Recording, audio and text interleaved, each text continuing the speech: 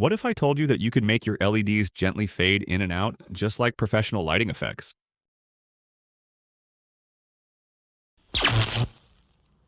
Hey guys, in this video, I'll show you how to create fading LEDs with a 555 timer and a few components. Stay tuned to the second part of this video where I'll explain how this circuit works.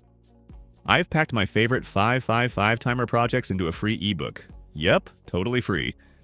Don't miss it. Click the link in the description to get yours. Here are all the components you need to set up this circuit.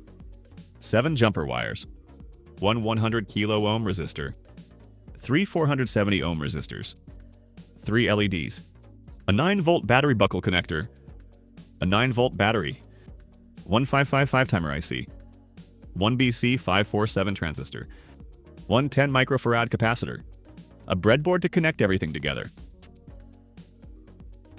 The 555 timer IC comes with 8 pins. There is a notch or a dot on the chip's body. Pin 1, located at the top left, serves as the ground or ground supply. Pin 2 is trigger. It is used to start the timing interval in both monostable and astable modes. Pin 3 is output. It delivers the result of the timer's operation based on its mode, either monostable, astable, or bistable. Pin 4 is reset. It is used to reset the 555 timer's internal flip-flop. Pin 5 is control.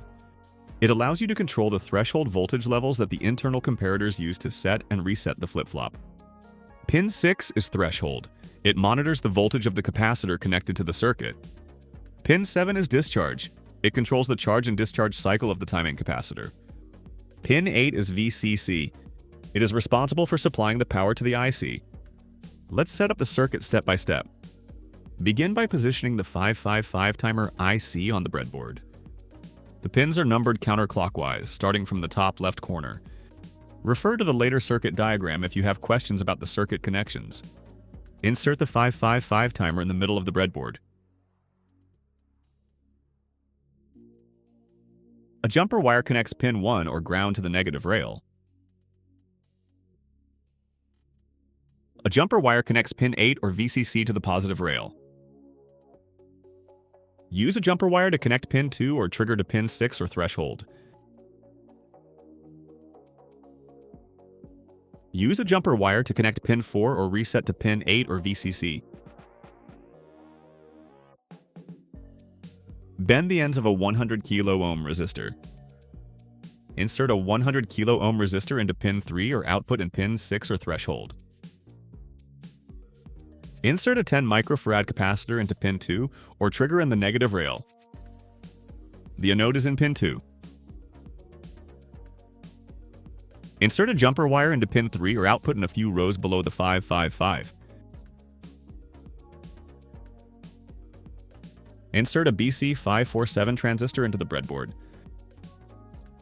The base is in the same row as the jumper wire.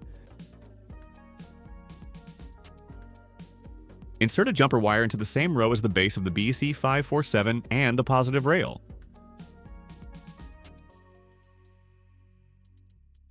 Bend the ends of a 470 ohm resistor.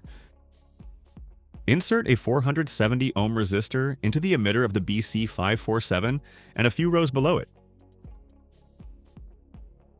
Insert a red LED into the same row as the resistor and the negative rail. The cathode is in the negative rail. Bend the ends of a 470 ohm resistor. Insert a 470 ohm resistor into the emitter of the BC547 and 2 rows below the red LED. Insert a green LED into the same row as the resistor and the negative rail. The cathode is in the negative rail. Insert a jumper wire in the same row as the emitter of the BC547. Bend the ends of a 470 ohm resistor. Insert a 470 ohm resistor into the emitter of the BC547 and 2 rows below the green LED.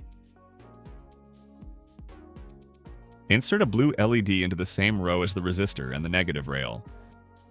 The cathode is in the negative rail. Connect the 9-volt battery buckle connector to the 9-volt battery.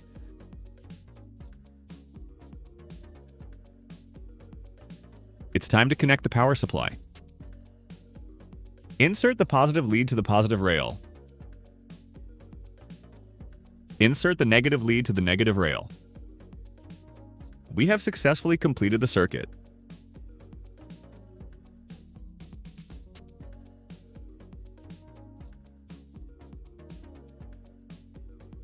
Let's dive into the circuit and break it down step by step.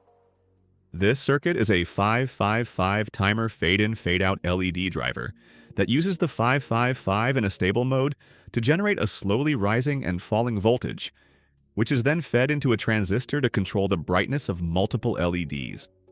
Everything works together to create a smooth breathing style effect, where the LEDs gradually brighten and then dim repeatedly. At the heart of the circuit is the 555 timer. Pin 2 or trigger and pin 6 or threshold are tied together, which is a common configuration for using the 555 as an astable oscillator. The 10 microfarad capacitor charges and discharges through the internal comparators of the 555. As C1 slowly charges, the voltage at pin 2 and pin 6 rises until it reaches 2/3 of the supply voltage, causing the 555 to flip states.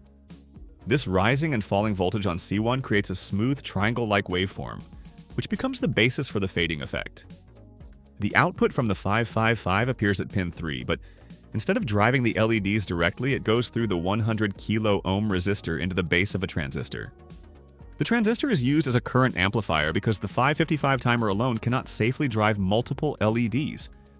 As the base voltage rises, the transistor allows more current to flow through its collector-emitter path, increasing LED brightness. As the base voltage falls, the transistor slowly cuts off, reducing the LED brightness. This relationship between the base input and LED current is what creates the smooth fade effect. On the output side of the transistor, 3 LEDs, red, green, and blue, are connected in parallel, each with their own 470 ohm resistor, R2, R3, R4, to prevent current imbalance. These resistors ensure each LED receives the correct current and is protected from burning out. Because all 3 LEDs share the same transistor output, they fade in and out simultaneously. The circuit is powered from a 9-volt battery with the 5.5's pin 8 connected to the 9-volt and pin 1 connected to ground. Pin 4 or reset is tied to the 9-volt battery to prevent accidental resets, and pin 5 or control is left unused except for a stabilizing connection to ground through an internal reference. The circuit works by letting the 555 timer create a slowly oscillating waveform while the transistor converts that waveform into a smooth, controlled current for the LEDs. The result is a visually pleasing fade-in and fade-out effect across multiple colors, all synchronized and all driven by a simple combination of timing and amplification. I hope this video has shown you how to make fading LEDs with a 555 timer IC. Want to dive deeper into 555 timer projects? Grab my free ebook packed with awesome circuits and ideas. Don't miss it. Click the link in the description to get yours. If you found this video helpful, give it a thumbs up, consider subscribing for more electronics tips and tutorials, and hit the bell icon to never miss an update. Thanks for watching, and I'll see you in the next video.